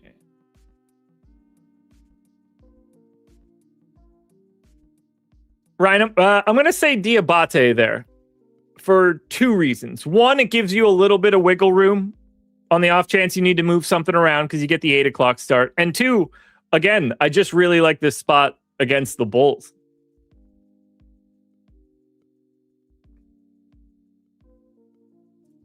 Apologies, Subtext, but it is incredibly true. Or at least it was until I got the fan on. Yeah, I put a new ceiling fan in here like 2 months ago. God, what an incredible decision that was. If you've got like rooms in your house, like your own office, and you've got like a standard issue ceiling fan, swap that out to a low profile like Blade LED tiny thing. Oh my God, it's so much quieter, so much less space. I'm so happy about it. Thoughts on Nick Richards? Okay, so that's tough for me because I am clearly anti-Chicago Bulls today. So it sort of depends on what your question. Okay, so it is a DFS question at least. I like him. Like, he's the only real thing there. 3,900 is not bad. He's not a bad per minute guy. He seems sneakier than he probably should be. And if it's not working out by the time you get to 755, you'll probably have at least another roster spot available for a late swap. But I don't have any issue with Nick Richards today. I think he looks very reasonable. 8% owned, 8% optimal, 25% boom score. That's not bad at all today. All right, let's take another peek over on the props tool and see what's popping just in general now. We're not going to worry about me loving the Hornets game today and wanting to get a bet in so that I can watch the game in my couch and sweat my bets. I want to know what we've got out here. So refreshing lines, refreshing the prop tool. And then I'm going to go to 80% our model, 20% top-down markets. I'm a big 80-20 guy in like everything that I do, and this is no different. Typically, I'm going to look at this in one extreme or the other, and I'm going to just use the other one to bring me back to a second set of eyes. We've got the Jalen Green play at the top right now. It's going to be under 3.5 assists at Fanatics. Top two plays actually right now are both Fanatics. I certainly think the Derek Queen option is appealing. Under 3.5 assists at plus 115. Pelicans are so weird right now. Murray back. I think there's something to be said for this Derek Queen line. How are you guys feeling about Derek Queen right now, guys? Are you guys pro Derek Queen? Anti Derek Queen? How queeny are you?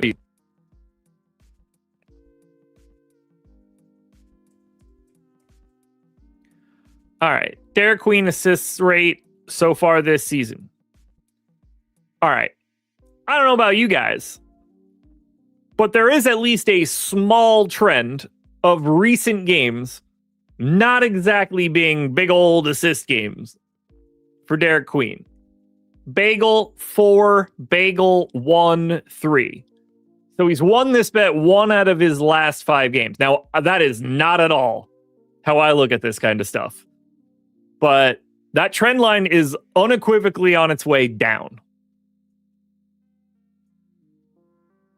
Kind of makes me like that play a little bit more.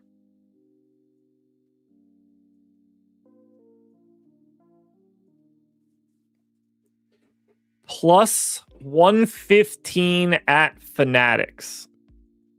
DeJounte Murray over 3.5 assists, plus 110 at Fanatics.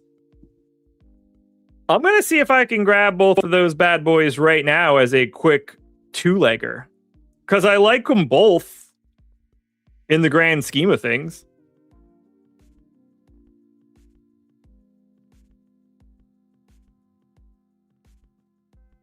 So we're talking, where'd he go? Derek Queen under 3.5 assists. DeJounte Murray over 3.5 assists. Both at Fanatics right now. And 2 of the top 10 plays that are listed.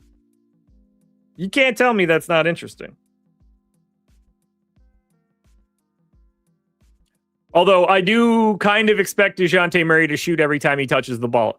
From what I gather, he's not a real happy camper in New Orleans. So assists may not be on the forefront. That's a risk I'm willing to take today. They got any promos going on here? Pure as shit, do not. Thanks for nothing on that one, Fanatics. And you froze my phone. Even better. Are you okay? Are you joining me on the Derek Queen under DeJounte Murray over train? You're pro Queen. You think he's hitting a second win after hitting a wall. Well, I hope it starts tomorrow. That would be way more appealing to me. Can he start that tomorrow, please?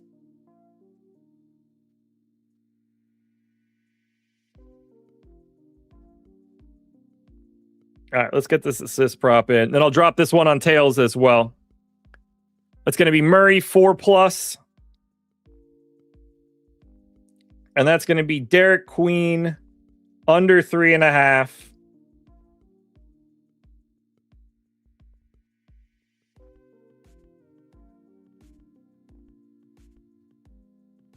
Can I not same game parlay these? Do I need a third leg? Oh, there it is. There, we're good. Bang. Do we want a third leg? Talk to me here. Let's talk about this game now. Is there another piece of this Pelicans-Warriors game that you guys want to attack?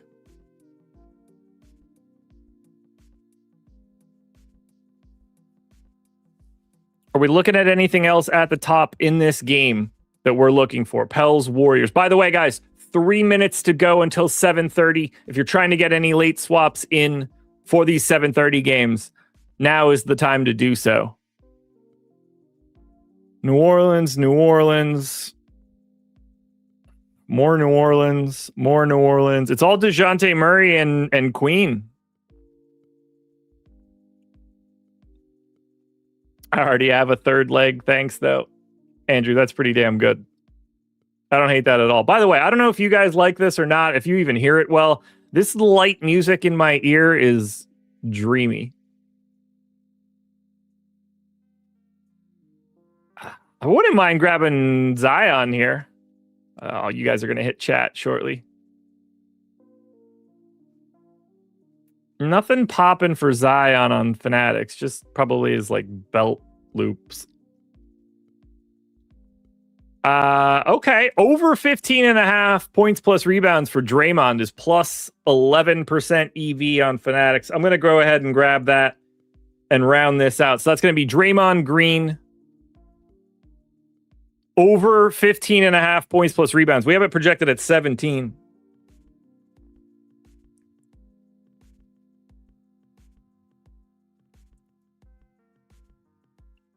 Even money. Bang. 3-leg. Same game parlay.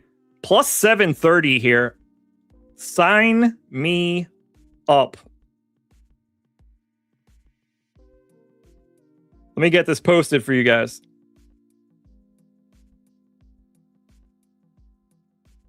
Oh, I like this one. I might like this one more than I like the Charlotte one.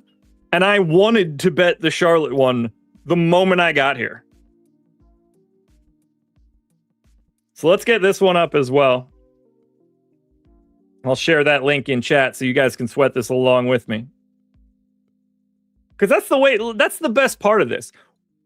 I do so much DFS content where, like, we're not sweating together. Like, we're all trying to win the same damn thing. We don't have to do that here. We could all win together in these situations. Live after lock, part 2. Same game parlay is... Oh, I called it live after clock, but whatever. You guys know the drill. We got it. That's 2. Locked and loaded. And now it is 7:30. Now we can start doing a little bit of DFS think for what some of these late swaps might look like as we're heading into this final set of 8 o'clock games. I truly appreciate that you guys are here. We're at the halfway point of live after lock. Please, if you can, hit that like button. Helps out a ton. I know you guys have seen this tool and the OddsShopper side from Greg for, the past week and a half or so, and you've seen it in other situations as well. I really hope you're liking the things that we're putting out lately, whether it's on the DFS side, whether it's the stochastic props tool, which I can't lie, guys. I've been waiting for this for over a year. The ability to get in here and, you know, just look at, like, I can click on Miami and just look at Cam Thomas and be like, you know, I want to move these rates around. I think this matchup's a little worse. I think he scores a little bit less. The fact that I can get in here and get my hands dirty and I have all of this betting information at my fingertips when I do it, this is made for me. And the fact that I know that it's going to get better and better and better as we keep stacking on features on top of it, because that's the fun part now. We can do anything. If we have the ideas and we think it's great, we can get that kind of stuff done. And that's what this is. Shout out to the devs behind the scenes. You guys, these guys have been crushing it putting out something like this. I mean, you can basically sit here on either the stochastic props tool or on the OddsShopper side, whether you want to bounce between just the odds screen, if you want to bounce into finding, you know, live in-game ARBs, that's out there for you right here at your fingertips if you're looking for it. Doesn't have to be in-game, but maybe you're just going portfolio EV. You can just sit here and basically like day trade sports. Fire off the bets you're finding, you know, with data on the stochastic prop side. Fire off just general high quality, high EV bets straight out of the portfolio EV tool. Pick off a couple ARBs while you're sitting around. Look, I can't say that while you're on the ARBs tool, you're just 1 billion% locked into getting the number you see. That's going to be the goal when you try to do it, but things move quick. You might not get as much as you're looking for. But realistically, you could sit here and pick off a couple ARBs, and those ARBs alone will cover you firing off lotto tickets on same-game parlays with profit boosts across the books. That's the way you should think about this stuff. Pick off a couple ARBs. Lock in $1, lock in $2, lock in $3. And then take that $6 or whatever it ends up being that you've locked in. And then tomorrow, turn that into a same game parlay that you put a 25% boost on because DraftKings or FanDuel or Bet365 or whatever has that bonus going for the day. You didn't have to do much of anything. And now you basically got to walk into the gas station and get a free scratcher. If you're lucky. Ryan Stubbs, can you explain ARBs? Yeah, really couldn't get any easier. I'll find one that is visibly obvious. And then I think will help a little bit more. Or at least I hope I can find one that's visibly obvious. And that'll help a little bit more. Okay, perfect example. Make sure, I hope this doesn't go anywhere. Perfect example. All right. In the simplest of terms, RJ Barrett is here. And right now, on Bet365, under 5.5 rebounds for RJ Barrett is at plus 110. Over 5.5 rebounds for RJ Barrett on Novig is plus 117. If you are able to make two bets on both sides of those numbers, if you can put in a bet at Bet365 and Novig, in this case, based on the bankroll that we have in here, it's 198, but you know, you want to knock that down. You can bet $50.82 on Bet365 on RJ Barrett. You can bet $49.18 on Novig. And as long as you lock in both of those bets, $6.72 is essentially what's coming to you no matter what. Take some time to get used to it. What I love here, and let me try to show you guys this, at least on the side of the screen. What you see here, it says target monitor. If you're using Chrome or Edge browsers, you can have the ARB tool up on one monitor, and you could have your books open on another monitor. So you can be scanning this like a stock list. Find your ARB. You know, if you see something that you like, you can press if there's linking for both of those books, you could press the place both bet button. It'll take both of those bets and immediately put them in on the tab that you have open. Bang. The speed, fast. You typically are going to need to move kind of quick here. But you can kind of see the deal of what this looks like right here, Ryan. This outline that's on the screen right now probably tells the story best. If you're able to put both of those bets down on RJ Barrett's rebounds, you will bet $100 and it will pay out $106.72.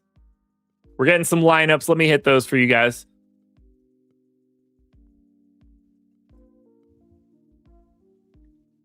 Let's see what we got.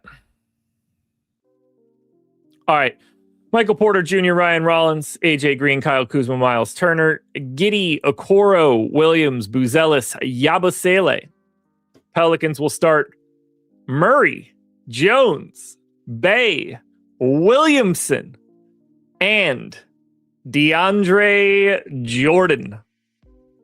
Oh, Pelicans. You guys are the cutest. So we added Queen. Obviously, we're going to be moving this around right now.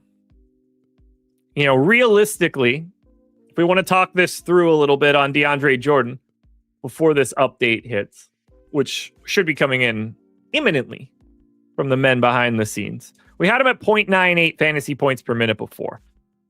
If we just say 24 minutes at 4K, that's a 6x value. At the moment on this slate, no one in our projections has a 6x value.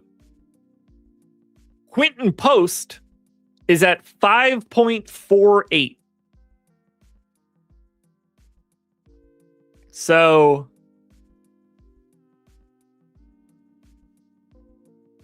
it's not fun. Ryan Stubbs, that is a great point. Guys, if you were a part of placing that Derek Queen bet, we got DeJounte in, Derek Queen not starting. I'm going to have to assume that line moves at least ever so slightly in our direction, even if it was already priced for it. But we are about to see DeAndre Jordan now officially be a pretty damn solid value option for today. I poo-pooed it this morning because I didn't think they'd continue to go back to it. They did. That's what late swap's for, folks. That is why we have a late swap tool at stokastic.com. It's right here under the Sims. Upload your CSV, run your late swaps, re-optimize your lineups for every single lock spot across the night. I'm really anxious to see how those lines move. Let me pull this up on Tails and see if we can note anything quite yet. I appreciate you guys being here, putting up with me instead of Greg tonight. You're also going to put up with me tomorrow. We'll have plenty to do. All right, here we go.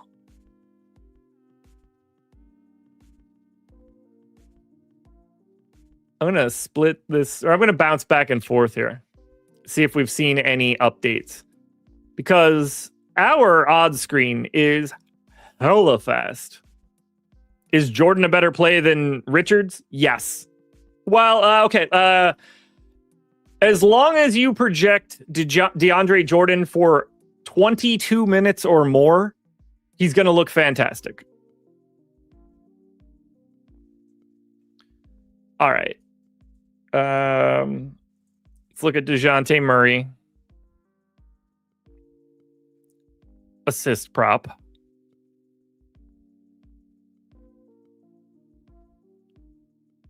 So we got plus 115 in the same game parlay, but we got it at 115. It is decidedly not that anymore. So, yay to us on grabbing the DeJounte Murray side. Derek Queen.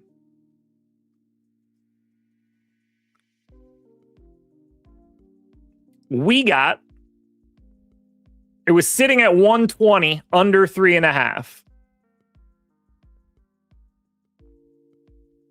If Bet365 is really hanging that right now, kudos to them. Fanatics is now down to minus 115. Yay us. So we nailed it in what, 10 minutes ago we took this? And we're already going to have staggering CLV on it with no issue whatsoever. What more could we have possibly wanted there? We got exactly what we needed. 9 minutes it took. And those are sort of the things, while we didn't do that immediately on our own, these are some of the things that you could pre-plan for yourself. Like you guys in the stochastic props tool, you guys can see this indicator for Grayson Allen mentioning that he's questionable. If you've got a lean on whether somebody's in or out, especially in a situation where it's a guy that like truly impacts the way teams play, you can move those rates around and get your bet in early if you're confident and you want to take that kind of risk. All you have to do is just start editing the rates, which you can do in this tool. All right, Balmer, I see your super chat. I'm just making sure that I have not been asked any others because I didn't remember seeing any. Pajemski and Diabetes or Nips and D Jordan. Okay. Take a look. I assume it's going to be the latter.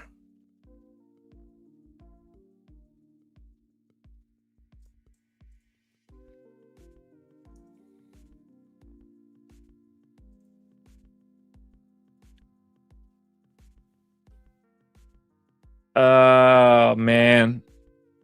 Let me see what the ownership is after this update. Our projection update hit about a minute ago. Ownership should be coming in right after that. Once ownership hits and I see where Jordan is, we'll see. Knips might be a little too low here, but single entry, like if he's your only wild card, that could be fine.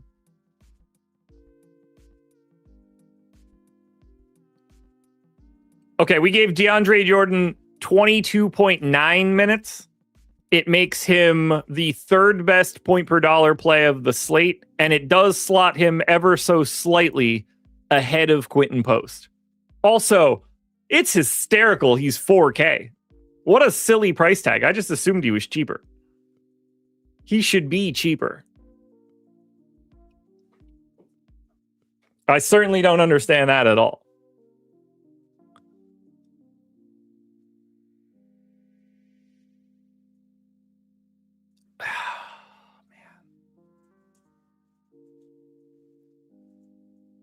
Balmer, that's a really tough one, man. It kind of depends on what's in the rest of the lineup, but if Knipple's the only real outside the box super low owned dude you have, I'm okay with that.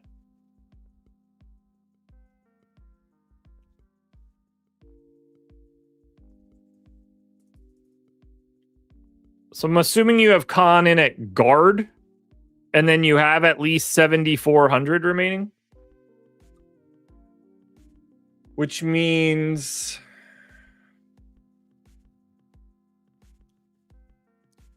it's not Nickeil Alexander-Walker.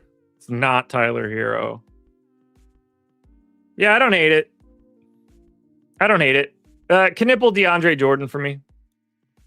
Especially because realistically, DeAndre Jordan's going to be under-owned. You'd think. At least a little bit.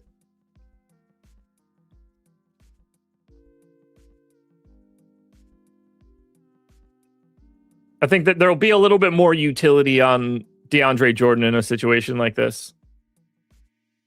At least that's the hope. Guard and utility? All right, let me rethink that then, just in case.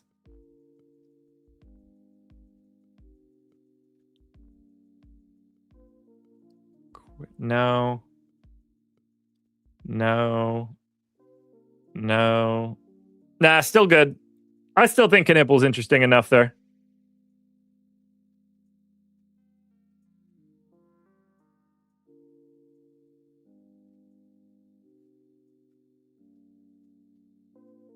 So what do we got here?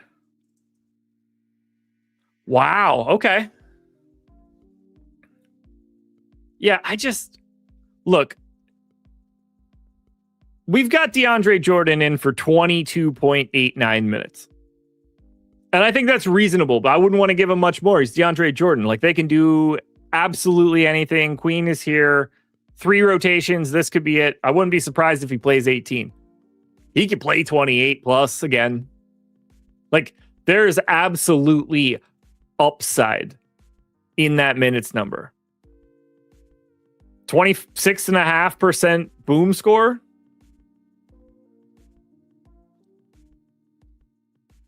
What's wrong with that? Nada? I agree. Nada. Look, is there downside there? Hell yeah. He stinks. He's old. He shouldn't be playing basketball. I can name a couple other reasons. But as a late swap opportunity at that price tag, I mean, we're showing him with some decent leverage just almost by default for today. Top 10 leverage option. And if you told me he played 28 or 29 minutes, he's the number 1 play of the day. So that's a guy I'd take my shot on. Emac, thanks for that shout, by the way. I'm going to roll back into Prop Tool now that we just got that update. See how we're looking for that 747 projections update. Derek Queen under 7.5 boards. That's going to be a bet 365. Couple FanDuel options. Did we? We must have. How'd I miss that pop-up?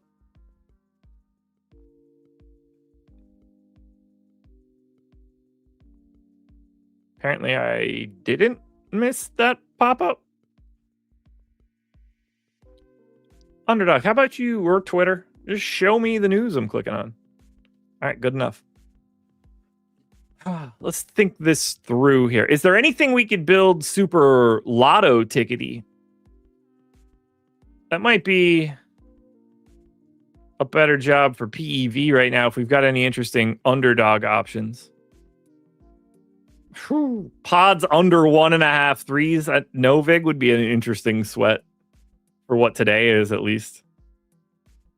Anthony Black. Wait. Oh, yeah, I forgot there was a 10:30 game tonight. By the way, if you guys aren't using Portfolio EV, you guys can see the screen. These are countless really good positive EV options that you could one-click bet or mass enter if you wanted to. If you're trying to grind out some extra shekels on the NBA side, Portfolio EV is the way to do it. You're going to get down a boatload of bets throughout the day. You got a $100 bankroll. You might have $101 bets. I'm exaggerating mildly, but you'll have a boatload more bets than you'd ever expect. And you'll beat them in the long game. Let's see if anybody over on Tails has dropped anything recently. I'm following some of the boys here. We got both of my parlays. Greg dropped a DiVincenzo under 7.5 rebounds plus assists at some point in time earlier. Ooh, Ben hit some college basketball. Now, these are locked, unfortunately. One piece of this is San Jose State and Air Force. He's taking Air Force getting 6.5. That's a 9 o'clock start. But if you're looking for college basketball parlays, bam, Ben posted this for free on Tails an hour and 5 minutes ago. Looking for an underdog card? Duke's Nukes. Lindy dropped a 2-pick underdog card on tails an hour and 48 minutes ago. Totally free. 2 hours and 10 minutes ago, he dropped a second one. Our boy, friend of the program, DK DFS, a man who I have not done a show with in a little bit since we've switched up the schedule. Dropped the taco slip for prize picks. 5-pick card for free on tails. It's really easy, guys. You can just go to tails, sign up, cost you absolutely nothing. The link is in the description. And you can follow everybody I'm mentioning. You can see some of the names that I've got on here. Lofty, Jake, Eric, Ben, obviously myself, Greg, DK. Shout out to Mitch, DFS and Donuts. Going to get an absolute boatload of information out of him if you follow him. If I scroll down here, we'll probably hit. I don't want to pass out on, or pass. Lofty also dropped some plays earlier today. I saw Derek Queen in there. Is he on our side? Derek Queen under 3.5 assists from Lofty at plus 110. My man knows. He got there early. That's what you love to see. Where's the Mitch write-up? Yeah, check. So Mitch is posting cheat sheets, all sorts of free data over here on Tails. And it's not going to cost you anything. Totally free. Should be following all these people. Ownership updated, Larry. Thank you very much. Guys, any questions you have for me? We're going to be rounding this one out in the next couple minutes. If you guys have anything you want me to look at, please let me know. Final reminder, if you want to sign up for either the Stochastic Prop Tool, which hooked us up with some same-game parlays for today, or the OddsShopper Tool, where you get Portfolio EV, the live odds screen, and the ARB tool, you can do that by clicking those links. Get 15% off. Can't beat that. Decent way to get in. Let's see if there's any live ARBs hanging out there. Maybe somebody can attack.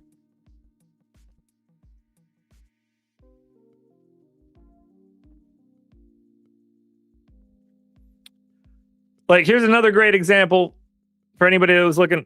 Nick Claxton's just got a natural one on Onyx. It's gone. That's how quick they move. It still exists now, but it's on Polymarket and Score. Got a couple going on in this Washington Rutgers game. That one's a little dicier. But I mean, these are right here for you. If you want to pick off some live ARBs, you have the ability to do so. It's all at your fingertips. You can see the place both button here now. If I press this place both button, it is going to open me up a window for Kalshi and Onyx odds and allow me to try to place this bet as fast as I possibly can so that I could lock in an ARB. You can't beat that, folks. Truly can't. And every day that goes by, we're going to be building out these tools even more. I think we've probably reached the end of the line here. We've got our same game parlays in. They are posted over on Tails. And for right now, we are 6 minutes away from lock on the main slate. So unless you guys have anything else for me, I am going to bid you guys adieu for the night. But don't fret. 13 hours from now, I will be live right here. Same seat. NBA strategy show. You can't beat it. Thank you to Chris Spags and Eric Lindquist for leading me in here today. Both of those gentlemen are on Tails. You should be following them both. Sign up for their packages if you're interested as well. You should certainly think about it. And I would just say do it. That would be even easier. And then finally, guys, thank you all for being here. This was fun. I will be back here doing it again tomorrow. I hope that we are back here tomorrow celebrating at least one same game parlay victory. And if we are, we're going to have some fun tomorrow. And if we're not, all that means is we're due and we'll win it tomorrow. Later on, everybody, best of luck tonight.